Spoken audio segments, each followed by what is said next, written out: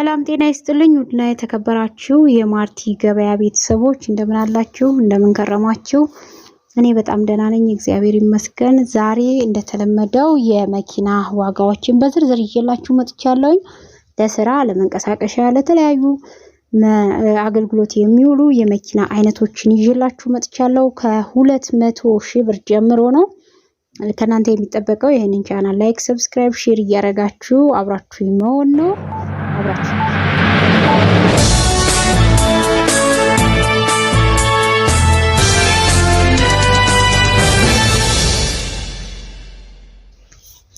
ሲኖትራክ ሞዴሉ 2015 ግጭት ግልብጥ ያለው ዋጋው 5,500,000 ብር ነው ዲፎርዲ ዶልፊን ሞዴሉ 2006 ግጭት ግልብጥ ያለው ዋጋ 2,900,000 ብር ነው ዲፎርዲ ኪንካፕ ሞዴሉ 2003 ግጭት ግልብጥ ያለው ዋጋው 2 ሚሊዮን እየተባለ ነው ሃይሉክስ ዳብል ካፕ ሞዴሉ 2008 ግጭት ግልብጥ ያለው ዋጋው 2,500,000 ብር ነው ኮብራ ሞዴሉ 1996 ግጭት ግልብጥ ያለው ዋጋ 1,300,000 ብር ነው ግሎሪ 7 ሰው የሚይዘው ሞዴሉ 2021 ነው ይሄንን መኪና የጠየቀኝ ሰው ከዚህ በፊትም አለ ግጭት ግልብጥ ያለውም ዋጋው 2 ሚሊዮን ነው ባንክ 800,000 ብር አለበት ለእጁ 1,200,000 ብር ከፍሎ ለሚወስድ ሰው ባንክ ያለበት ነው ማለት ነው ራቫፎር ሞዴሉ 2003 ግጭት ግልብጥ ያለው ዋጋ 1,800,000 ብር ነው ባንክ 750,000 ብር አለበት ለእጁ 1,50,000 ብር ይፈልጋል ማለት ነው ይሄ መኪና ጽድት ያለ ለትልቅ ሰው የሚሆን መኪና ነው ግሎሪውን ስልኩን ስላልያስኩኝ ነው ካላገኘ ከሰመሬነ ደውልልኝ ይሄንን አግኝቼልሃለሁ ከ21 በላይ ስላለኝ ነው ይሄ መረጃ ለሌሎችም አድርሱት ምክንያቱም ብዙ ሰው የሚፈልግ ግሎሪ አለ ከ21 በላይ ዋጋውም ተመጣጣኝ ነው ባንክ አለበት በዛ ላይ ደግሞ ከለሩም ቢጫ ቅብ ስላልሆነ በጣም ብዙ ሰው ይፈልገዋል ይሄ መኪና እጄ ላይ ይገኛል ማለት ነው ሌላው አንድ የፋሚሊ አይነቷ 1975 ሞዴል አለች ለቤት መንቀሳቀሻ የሚፈልግ ሰው ካለ ሞተር አትፈልግም ሻንሲም ችግር የለባትም ንጹህ መኪና ናት ዋጋዋ 200,000 ብር እያሏት ነው መኪናዋን ይችን መኪና መግዛት ለሚፈልግም ሰው እንደዚሁ እጄ ላይ ትገኛለች ማለት ነው ዲኤክስም 250 የሚባል 1986 አለ ፎቶአቸውን ከዚህ በፊት የለቀኩት ቪዲዮዎች ላይ ታገኙታላችሁ ደጋግሜ ላለመልቀቅ ነው እዚህ ጋር ያላስቀመጥኩት ማለት ነው በአገር ማለት ኢትዮጵያ አዲስ አበባ ውስጥ ከቦታ ቦታ ከቤት ወደ ቢሮ እንዲሁም ደግሞ ከሱቅ ወደ ቤት ከተለያዩ ስራዎች ለመንቀሳቀስ የምታስቡ እንዲሁም ደግሞ አንዳንድ ደና ሰርተው በድሮ ሰዓት በእኛ ሰዓት ሳይሆን በፊት በነበረበት ሰዓት ሰርተው እጃቸው ላይ ገንዘብ ያለ ሰዎች አሉ የተወሰነ ገንዘብ የያዙ ለምሳሌ 500,000 ብር 400,000 ብር 200,000 ብር ያላቸው ሰዎች አሉና እንደዚህ ሰው እየዞሩ ለመስራት ለምሳሌ መኪና ለማሳየት ሊሆን ይችላል የተለያዩ ቤትም ሊሆን ይችላል ከእግር ወይም ትራንስፖርት ከመጠቀም ምክንያቱም አንድ ሰው ከቦታ ቦታ እየተንቀሳቀሰ መኪኖችንም ሆነ ቤቶችንም የሚያሳይ ከሆነ ኮሚሽን ሰራተኛ ሆኖ በቀን ለትራንስፖርት ብቻ እስከ 500,000 ብር ድረስ ሊጨርስ ይችላል ስለዚህ ነዳጅ ሞልቼ በዛውን ብር ይዛልኝ ተቀመጣለችና እቺ መኪና ከኔ አቅም ጋር ትሄዳለች ገዝቻት እየተንቀሳቀስኩባት ብሰራባት ብሎ የሚያስብ ሰው ካለ እንደገና ሰዎች ደግሞ ከእግረኛ ይልቅ ሞር መኪና ያዘ ሰው ቢያዩ አመኔታ ይኖራቸዋል ስራ መስራት ይቻላል ማለት ነው ሰዎችም እምነት ስለሚኖራቸው ወደ ሌላ ሰው ከመሄድ አንተው ጋር ለመጨረስ ይሞክራሉ ማለት ነው ያው ለደላሎች ነው ይሄንን መልእክት የምናገረው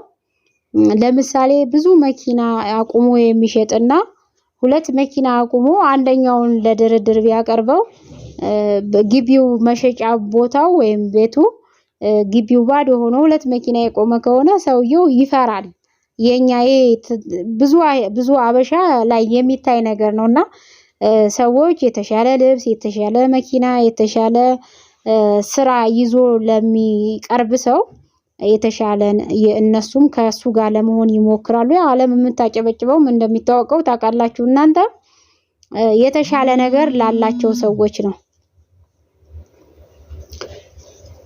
ስለዚህ ቤተሰቦቼ ያለው ነገር በመኪና ዙሪያ ግልጽ እያረኩኝ ማስቀምጥላችሁ በተለያየ ጊዜ እንደዚህ ቮይስ ማረገው ከሽያጩ በኋላ ለብዙዎቻችን ይጠቅማል ብዬ ስለማስብ ነው። አንዳንድ ሰዎች ዝም ብለው 1 ሚሊዮን 2 ሚሊዮን ይዘው በእግራቸው እየሄዱ የሚሰሩ ሰዎች አሉ። ሞር ይሄንን ሐሳብ ብትጠቀሙበት ሰዎች አሜኔታ ይጥሉባቸዋል። እንደገና ደግሞ ስራውም የበለጠ ይሄዳል። የምትሏቸውን ያምናሉ። ነገር ግን እሱ የለውም ከኔ ይፈልጋል ከኔ ገንዘብ ማግኘት ነው የሚፈልገው ብሎ ካሰበ አንድ ሰው የሚፈልገው ነገር እንኳን ቢሆን ያስለምንሃል፣ አይገዛህም፣ አይሸጥልህም። ያ ነገር ስላለ ዓለምም እንደዛው ናት። ዓለምም ከአለው ጋር ነው የምታጨበጭበው የምታሸረግደውና እኛም ያለንን ነገር በአግባቡ ከተጠቀምንበት ሰዎችን መሳቢያ ብዙ ነገር አለን። ብዙ ነገሮችን ማድረግ እንችላለን ብዬ አስባለሁ። ያው እንደኔ ከሚሰሩት ጋር ያለው ሁኔታ ስለማይ ነው እንደዚህ የምለው። ስለዚህ በጣም ተመጣጣኝ ለናንተም የሚሆኑ የግድ ለሻጭና ለገዢ ላትራፊ ላለው ብቻ ሳይሆን ለኛም በኮሚሽን ደረጃ ለምንሰራ ሰዎች ገንዘባችንን በቁም መልክ ሊሆን ይችላል፣ በቁጠባ መልክ ሊሆን ይችላል አስቀምጠን መኪና ገዝተን የራሳችን መንቀሳቀሻ ኑሮን መስራት ለምንፈልግ ሰዎች እንደዚህ ተመጣጣኝ ርካሽ ዋጋዎችን መኪኖችን እኔ ጋር ታገኛላችሁ ማለት ነው። እኔ መሸጫ ላይ ሳይሆን በሰው እጅ ሆነው እየሰሩ ያሉ መኪኖች ናቸው። ቆሞ ያለ አይደለም፣ ስራ ላይ ያለ ነው፣ እየሰራ ያለ ነው። እናንተም ጋር ሲመጣ ስራውን የሚቀጥል መኪና ነው ማለት ነው።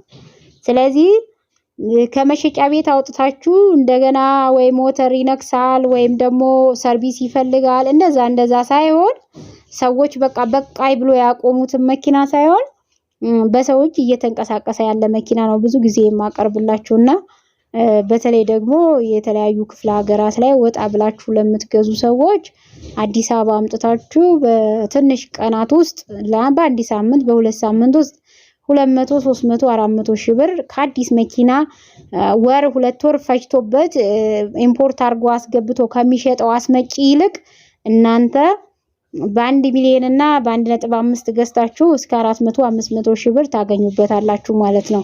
አስመጪዎች አንድ ወር ከዛም በላይ ፈጅቶበት አገር ውስጥ ያስገባል፣ ቀረጥ ከፍሎ ብዙ ወጪ አውጥቶ የእናንተን ያህል አያገኝበትም። 150 ወይ 200 ወይ 300 ቢያገኝ ነው። እነዚህ አሮጌ መኪኖች ግን በየጊዜው እየጨመሩ ስለሆነ ከገንዘቡ ጋር ገንዘቡ ያለው የምንዛሬ እንትን ስለሚወስነው ቫልዩ እየቀነሰ የገንዘቡ እንትን እየወረደ ስለመጣ በደንብ ነው እናንተ የምትሰሩበት ማለት ነው። ያው ብዙ ሰው ይሄን አያውቅም ወይ ያልሆነ መኪና ይገዛና ይቸገራል ለመሸጥ ማለት ነው። በእኔም በኩል ስላየው ነውና ባለሙያ ይዛችሁ የምትገዙ ከሆነ መኪና የማያተርፍበት ምንም ምክንያት የለም። አትስሟቸው። ሰዎች ብዙ ያወራሉ። እነሱ ዩቲዩብም ላይ መተው ሶሻል ሚዲያ ላይ ወጥተው ይሄንን አትግዙ፣ ኤሌክትሪክ መኪና አትግዙ፣ የቤት መኪና፣ የነዳጅ መኪና፣ ይሄንን መኪና አትግዙ የሚሏችሁን አትስሙ። የተለያየ መረጃዎችን ውሰዱ። ዌብሳይቶች አሉ፣ ቴሌግራም ላይ የሚለቀቁ አሉ። እንዲሁም ደግሞ ዩቲዩብ እንደኔ የሚሰራ አለ፣ ቲክቶክ የሚሰራ አለ። እዩ፣ ሶሻል ሚዲያ በጣም ብዙ መረጃዎችን ይሰጣችኋልና እኛ ከምናውቀው እኩል እንዲታውቁ ያረጋችኋል ብዬ አስባለሁኝ። ምክንያቱም በደንብ ማመዛዘን ለምሳሌ አንድ መኪና ሞዴሉ 2006 መኪና ብትመርጡ እናንተ ስለዛ መኪና በተለያየ ሚዲያ ዌብሳይት ሰርች አርጋችሁ በቴሌግራም እንዲሁም በአካል በመሄድ መሸጫዎች ላይ ከሰው እጅም ያለውን በደንብ ማየት መጠየቅ ማንበብ አለባችሁ። አብዛኛው በእርግጥ ሶሻል ሚዲያ በአብዛኛውን የምማየው ሙሉ መረጃ አይሰጡም። ነገር ግን ደውላችሁ መረዳት ያለባችሁን ነጥብ ያላቸው መረጃዎች መረዳት መቻል አለባችሁ እላለሁ። የዛሬ ምክሬ ይሄ ነው። ከወደዳችሁት እንግዲህ መረጃ ይጠቅማችኋል ብዬ ስለማስብ ነው በደንብ አብራርቼ የምናገረው። ላይክ፣ ሰብስክራይብ፣ ሼር አድርጉ። አብራችሁ ስለቆያችሁ አመሰግናለሁ። ሰላም ሁኑልኝ።